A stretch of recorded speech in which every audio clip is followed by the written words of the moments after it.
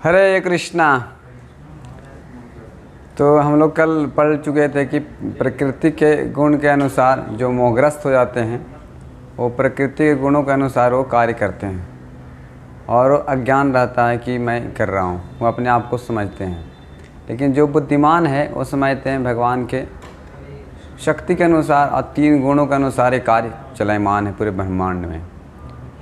तो जो गुण के अनुसार जो समझ जाता है कि तत्व क्या है और करणीय क्या है, जो कृष्ण भक्त रहते हैं वो पूरी तरह से जानते हैं कि क्या करणीय है और क्या नहीं करणीय है।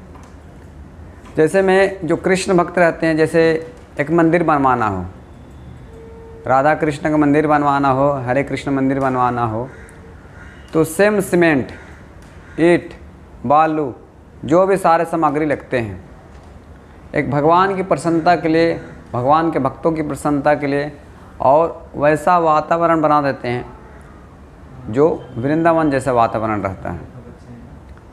तो एक भगवान के भक्त का ऐसा दृष्टि रहती है कि सारे सामग्री भगवान की सेवा में लगाना चाहिए। भगवान भगवत गीता में बताएं, अहम सर्वस्य प्रभो मत्ता सर्वम प्रवर्तते इति मत्वा भजन्ते माम बोधा भावा समन्विता। जो बुद्धिमान लोग हैं सारे सामग्री भगवान के समझते हैं और उन्हीं की सेवा में लगाते हैं।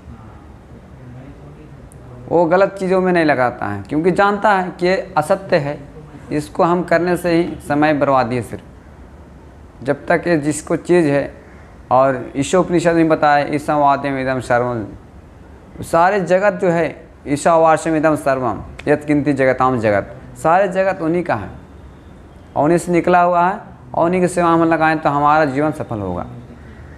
तो जो आगे नंबर श्लोक चर्चा करने वाले हैं 28 नंबर श्लोक 3 अध्याय का कर्मयोग श्रीमद् भगवद गीता यथारूप से, इसमें बताते हैं कि तद वित्तु महाबाहो गुणा कर्म विभागयो गुणा गुणेषु वर्तन्ते इति मत्वा न संजयते। इसमें बताएं कि तद विद्धि तद वित्तु महाबाहो, जो तत्व को जानता है, जो भगवान को जानता है, ब्रह्म को जानता है, परमात्मा को जानता है और समझ सकता है अपनी तीक्ष्ण बुद्धि से, भगवान की कृपा से समझ जाता है कि कौन सा गुण कर्म के अनुसार अंदर है, जो 3 गुणों का अंदर कार्य है और 3 गुणों का बाहर का कार्य है। जो भी कृष्ण भक्ति में कार्य किए जाते हैं वो 3 गुणों का बाहर का कार्य रहते हैं, और जो 3 गुणों के अंदर का कार्य किया जाता है वो हम सकाम कर्म में फंस जाते हैं। तो दोनों अंतर समझना है। वो भी सारे सामग्री लगा रहे हैं। जैसे श्रील प्रभुपाद जी हमारे पहले लिखते थे हाथों से, लेकिन एक उनके शिष्य, उनके डिसाइबल्स दिए डिटेक्टाफोन, जो बोल कर रिकॉर्ड किया जाता था, उसे फिर टाइप करते थे और पुस्तक छपते थे।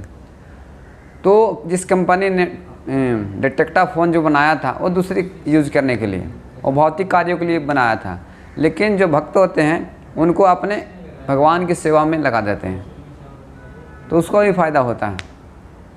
तो हर चीज़, चाहे गाड़ी हो, चाहे मोबाइल हो, चाहे कुछ भी हो, तो हर चीज़ भगवान की सेवा में हम यूज कर सकते हैं। वो जानता है कि भगवान की चीज़ है, भगवान की सेवा में लगनी चाहिए। तो गुणा गुणेषु वर्तन्ते, वो सारे इंद्रिय तृप्ति के लिए कार्य में नहीं लगाता है। तो बहुत अच्छा श्लोक है, इसमें बताया कि तद वित्तु महाबाहो गुणा कर्म विभागयो गुणा गुणेषु वर्तन्ते इति मत्वा न संजयते। तो इसलिए वो जानते हुए कि एक कर्म बंधन में फंसने वाला हूँ तो इसको कार्य नहीं करता। वो 3 गुणों के ऊपर से वो कार्य करते हैं। वो तो इस प्रकार से जो जानते हैं, पहले तो जानना पड़ेगा कि कर्म कैसा, जो कर्म का बंधन फंसने वाला है, और जो कर्म के बंधन नहीं फंसने वाला उसको, जो बुद्धिमान लोग हैं उसको कार्य करते हैं, जो कर्म के बंधन में नहीं फंसता है। तो इस प्रकार से हम कार्य करेंगे। ये कर्मयोग ही चल रहा है 3 अध्याय का। तो कर्म कैसे करनी चाहिए, हमको हर क्षण कर्म करना ही पड़ता है, हम कर्म के बिना नहीं रह सकते हैं। तो इसलिए भगवान सलाह दे रहे हैं, इतने अच्छे ज्ञान दे रहे हैं, तो हम भगवान से भगवत गीता सीखेंगे और समझेंगे, और भक्तों के माध्यम में, भक्तों के संग में, तो बहुत से हमारे समस्या का सॉल्व हो जाएगा। क्योंकि अभी जितने सारी समस्या होती है कर्म के अनुसार हम जो कर रहे हैं उसके अनुसार हमको अगले जीवन में, फिर दूसरे जीवन में मिलता है। हम अभी कर्म करेंगे, उसका कर्म का फल बनेगा, तो उसका फिर उसका फल रिजल्ट मिलेगा। तो इस प्रकार से हमको बहुत सोच समझ कर सीखना चाहिए। भगवद गीता में भगवान श्री कृष्ण सारे चीज़ बता दिए हैं। तो इसलिए आप लोग सीखिए धीरे धीरे कि कर्म कैसा करना चाहिए ताकि हमको दूसरा ये भौतिक शरीर ना मिले। क्योंकि जानता है मैं भगवान के अंश मां से जीवे लोक जीव भूता सनातन, इसलिए दूसरा कार्य में वो लगाते नहीं हैं कि मैं भगवान का अंश, भगवान की सेवा करके ही संतुष्ट हो पाएंगे। जिस प्रकार मछली है, मछली की जल से निकाल दीजिए, उसमें घी में रख दीजिए, हालांकि संतुष्ट नहीं होगी, क्योंकि जल में ही रहना चाहती है, क्योंकि उस जल का ही प्राणी उसको शरीर बनाया गया है गुण के अनुसार।